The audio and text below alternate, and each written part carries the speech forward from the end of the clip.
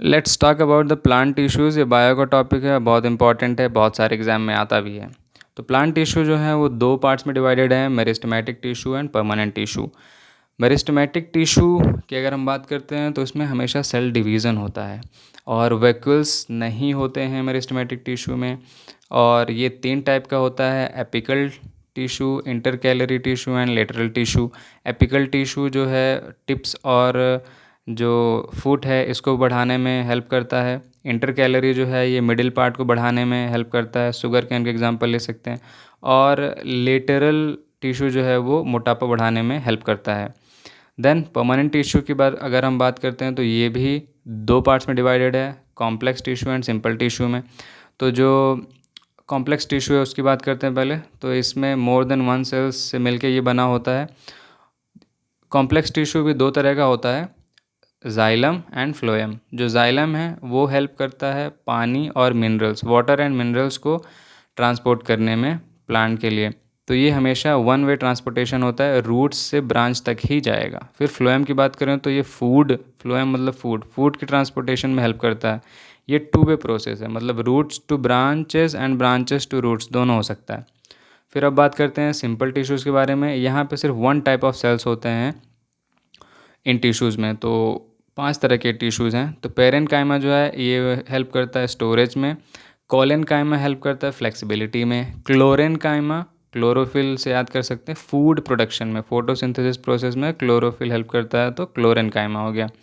Then sclerenchyma ये rigidity में help करता है और इसमें दो टिश्यूज़ और हैं, लेग्निन जो कि थिकनेस बढ़ाता है और क्यूटिन जो है ये भी थिकनेस ऑफ द लीफ बढ़ाता है, लेकिन ये डेजर्ट एरिया में ताकि ट्रांसपिरेशन कम हो। देन एरेनकाइमा ये वाटर वाले प्लांट्स में होता है मोस्टली, जैसे कि लोटस हो गया, तभी वो नहीं डूबता है। फिर हम एसेक्सुअल रिप्रोडक्शन की बात करते हैं। तो जो एसेक्सुअल रिप्रोडक्शन है ये 6 तरीके के होते हैं। तो पहला है रीजेनरेशन। रीजेनरेशन में जो एग्जांपल है वो प्लेनेरिया है। यहाँ पर सेल डिवीज़न होता है और ये सिर्फ सिंगल ऑर्गेनिज्म में ही पॉसिबल है। यहाँ पे अगर आप प्लेनेरिया को 3 फोल्ड में भी काट दोगे तो वो कुछ टाइम के बाद एकदम नए नए प्लेनेरिया पूरे पूरे हो जाएंगे। फिर बडिंग जो है इसके एग्जांपल है हाइड्रा एंड ईस्ट, मतलब कोई भी प्लांट है उससे बर्ड निकलता है और वो फिर टूट के नीचे गिरता है और फिर नया फिर से हाइड्रा तैयार हो जाएगा, नया प्लांट तैयार हो जाएगा। फिर फ्रेगमेंटेशन है, इसके एग्जांपल है स्पाइरोगायरा। फ्रेगमेंटेशन का एग्जांपल है स्पाइरोगायरा और ये मल्टी सेलुलर होता है। देन वेजिटेटिव प्रोपोगेशन, इसका एग्जांपल है ब्रायोफेलम और ये अभी भी एग्ज़ाम में भी आया था CAPF के। तो ग्राफ्टिंग, ये भी 3 तरह के होते हैं, ग्राफ्टिंग, लेयरिंग एंड कटिंग। तो ग्राफ्टिंग का एग्जांपल है कि एक प्लांट का रूट काट के आप दूसरे प्लांट में लगाना चाहो तो ग्राफ्टिंग हो गया। फिर लेयरिंग जो है वो स्ट्रॉबेरी जैसे पेड़ों में दिखता है, मतलब ये एक जगह से दूसरी जगह पे जाएगा और फिर जाने के बाद कट जाएगा और फिर नया प्लांट आ जाएगा। देन कटिंग जैसे हम रोज़ का एक ब्रांच काट लेते हैं और कहीं मिट्टी में लगा देंगे तो वो भी रोज़ का पेड़ बन जाएगा। ऐसे ही मनी प्लांट भी हम कहीं से चुरा के लाते हैं और अपने यहाँ लगा लेते हैं। तो ये भी हो गया वेजिटेटिव प्रोपोगेशन। फिर 5वां है स्पोर फॉर्मेशन, जो कि राइजोपस में होता है और फंगाई में भी होता है, ईस्ट एंड ब्रेड मोल्ड में। फिर फिजन भी एक एसेक्सुअल रिप्रोडक्शन है।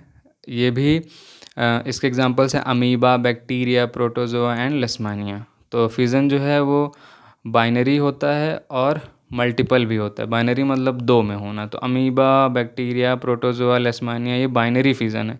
और एक प्लाज्मोडियम नाम का भी होता है, वो मल्टीपल फिजन करता है। So this was about the plant tissues. एक और सबसे बड़ी बात प्लांट टिश्यू की ये कि इसके जो न्यूक्लियस होते हैं ये एनिमल टिश्यू से बड़े होते हैं। ये भी क्वेश्चन आया था अभी CAPF में। So thank you very much for listening this carefully and this is very helpful. Thank you.